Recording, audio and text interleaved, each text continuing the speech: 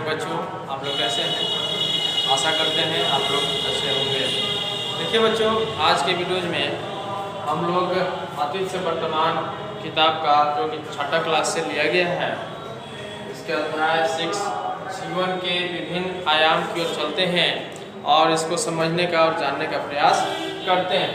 कह रहा है, देखिए ये जीवन के विभिन्न आयाम, जीवन जो है, जीवन में बहुत प्रकार की घटनाएं जो है घटित होती रहती हैं और प्राचीन समय से, जिस समय मनुष्य जो है लिखना पढ़ना नहीं जानता था, जो कि जंगलों में या यावर की तरह घूमता था, तो उस समय से लेकर आधुनिक युग तक का जो सफ़र है बहुत ही रोचक रहा है, बहुत ही एक जानकारी भरा, रहस्य भरा और जो है उसमें बहुत ही जानने योग्य बातें हैं जो कि हमें जानना चाहिए।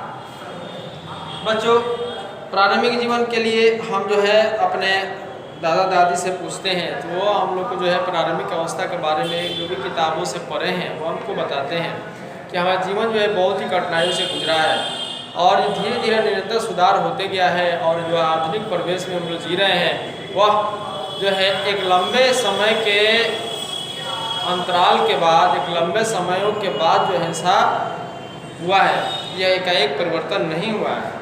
तो बच्चों देखिए, प्राचीन समय के बातों को जानने के लिए हम लोग अभिलेख, शिलालेख या सबूतों के आधार पर उसके बातों को जानते हैं।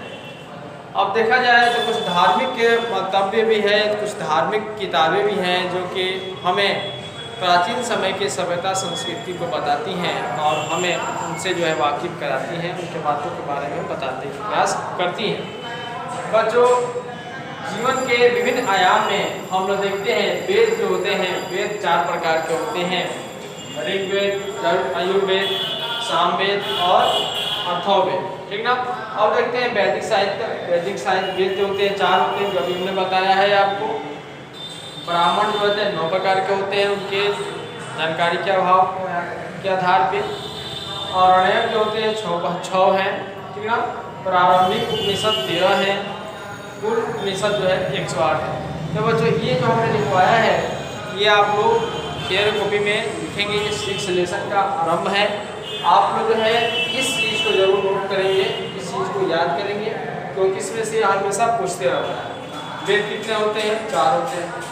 और नए कितने होते हैं? 6 प्रकार के होते हैं। प्रारंभिक उपनिषद 13 प्रकार के होते हैं। इसे जो है प्रश्नों का जो है समाकलन करता है और पूछता रहता है। इसे आप लोग शेयर कॉपी में पहले लिखेंगे।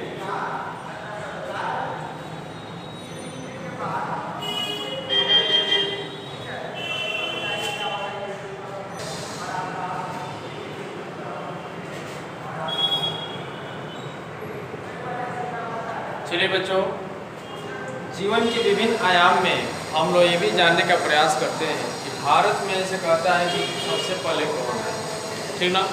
भारत में सबसे पहले जो थे वह आर्य है, ठीक ना। आर्य जो थे, आर्य कौन थे इसके बारे में हमने आपको बताया है। लिखे हैं हम, आर्य शब्द का अर्थ एक विशेष भाषा बोलने वाले व्यक्तियों के समूह से, ठीक ना। वह विशेष भाषा बोलते हैं क्योंकि वह दूसरे जगह पर कोई भी व्यक्ति जाता है वह एक विशेष भाषी होता है, क्योंकि जिस क्षेत्र में हम लोग जाते हैं वहाँ से हमारी भाषा का कोई मेल मिलाप नहीं होता है। तो यही कहा रहा है कि विशेष समूह से होते हैं, से हैं जिन्होंने सर्वप्रथम पश्चिमोत्तर भारत में अपना निवास बनाया और भारत में एक नई संस्कृति को विकसित किया जो वैदिक संस्कृति के नाम से जानी जाती है। अर्थात आर्य जो थे वह बाहर से आए थे और जो थे वो भारत में आने के बाद वो विशेष संस्कृति का अनुसरण करने लगे, जिससे कि आर्य कहा गया। बच्चों, इसमें एक और शब्द आता है सप्त सिंधु। सप्त सिंधु मतलब होता है सिंधु एवं उसकी 5 सहायक नदियाँ जैसे सतलज, ब्यास, झेलम, चुनावी, रावी तथा सरस्वती तीर्थवंती नदियों का क्षेत्र है। मैंने सारे नदियों के क्षेत्र को जो है सप्त सिंधु के नाम से जाना गया है। बच्चों, अब आता है शब्द दोआब।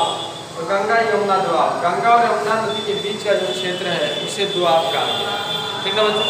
तो ये मुख्य बिंदु जो है इसे आप लोग लिख लेंगे। और हम एक और बात जानते हैं कि ऋग वैदिक काल में जिन व्यक्तियों के पास गाय होती थी वह धनवान व्यक्ति माना जाएगा, वह श्रेष्ठ व्यक्तियों में माना जाएगा।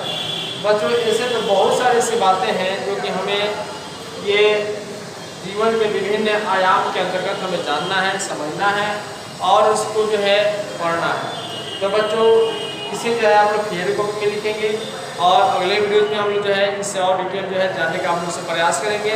और आप लोग इस चैप्टर को जो 6 नंबर का चैप्टर है जीवन के आधार के विभिन्न आयाम, उसे घर पे जो है रीडिंग देंगे, 2-4 और जो है निश्चित रूप से पढ़ेंगे ताकि हम जो है आप लोगों को बताएं तो आप लोगों को किसी भी प्रकार की कोई समस्या या दिक्कत ना हो। तो बच्चों आज के लिए इतना ही। जय हिंद, जय भारत।